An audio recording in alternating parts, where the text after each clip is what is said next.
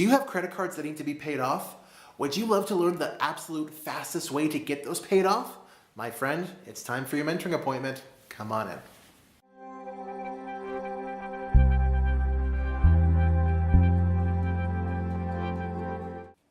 Welcome to today's mentoring appointment, my friend.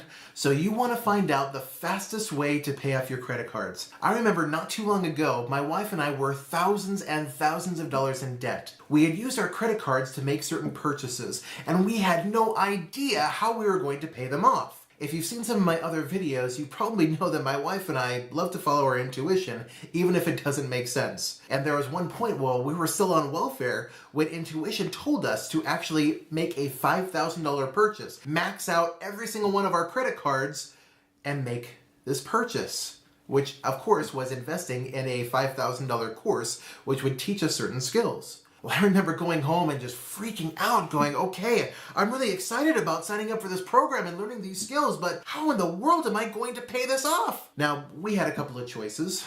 We could do what most stereotypical gurus would tell you to do, and that's, of course, to begin to snowball it, meaning you start by paying off your most expensive credit card, and once that's paid off, then you take all that money that you would be making the payments towards that credit card, towards your next one, and begin to snowball it until you've paid it all off.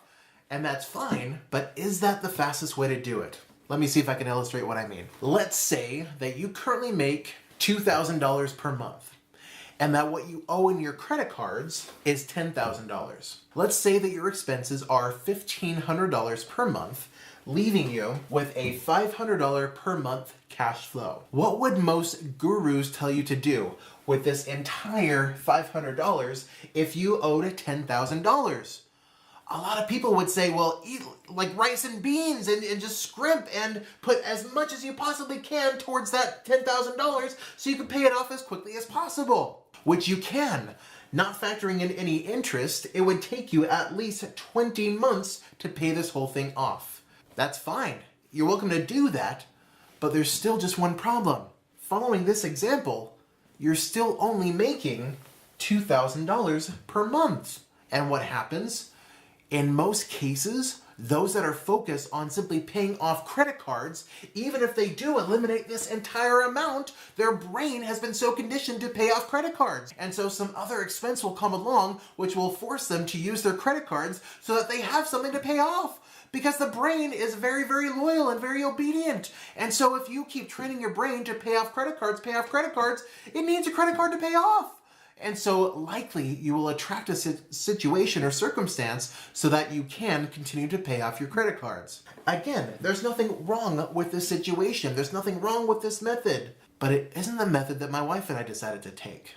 Let's say now that instead of taking this route, you take the route that a lot of wealthy or soon-to-be wealthy people take. Let's say that for a certain period of time, instead of taking your entire cash flow and putting it towards the $10,000, for a certain period of time, you make only the minimum payments. Let's say that it's $100 per month. So you're still keeping your financial obligations. You're still making payments toward this debt. It's extremely important to do so. But let's say that you take that extra cash flow, which in this case would be $400 a month, and you then invest it into yourself. Let's say that you take that extra cash flow and you begin to read more books, you begin to go to more seminars, you actually hire a personal mentor, which I decided to do, which can help fast track you to success. It was interesting. As I was going to pay off my credit cards, my wife and I decided to take a different route. In fact, we actually felt very strongly impressed that we needed to take out some additional loans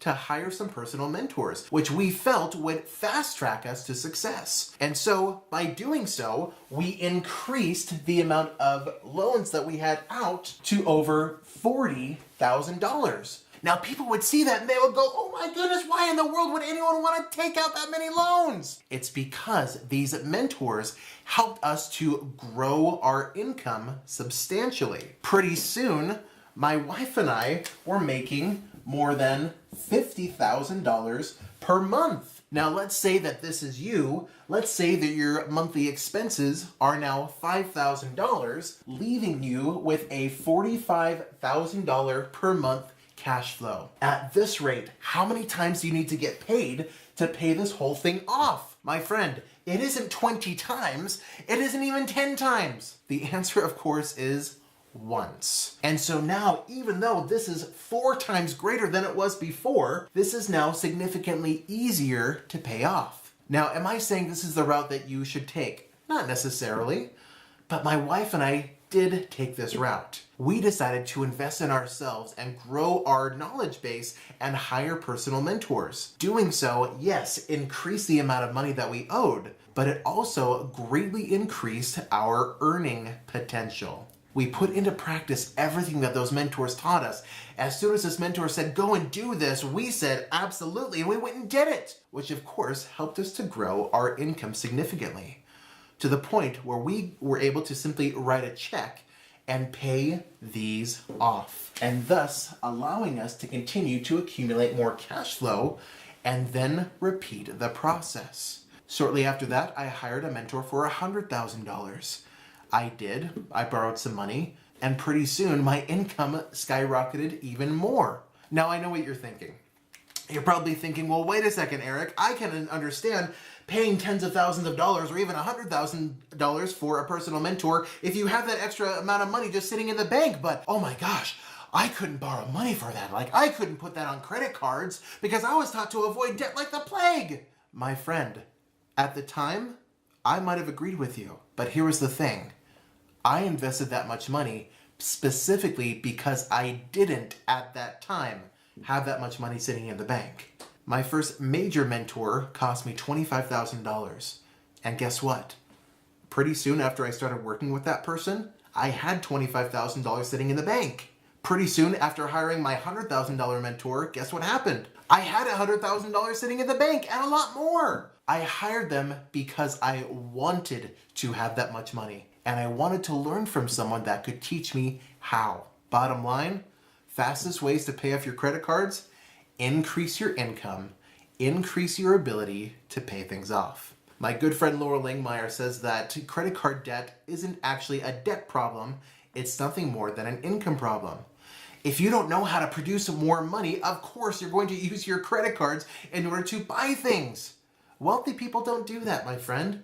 We wealthy people use our credit cards simply to continue to establish credit and to then use the points. My friend, you can pay off your credit cards much, much faster.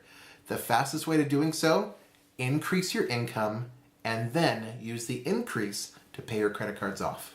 Thanks for watching. Great job in today's mentoring appointment, my friend. Was the information in this video a little bit different than you were expecting?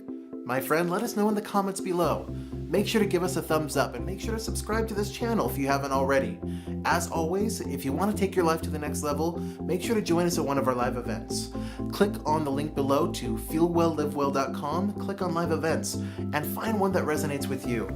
My friends, we have had so many people attend these live events and tell us that their life has been changed drastically for the better.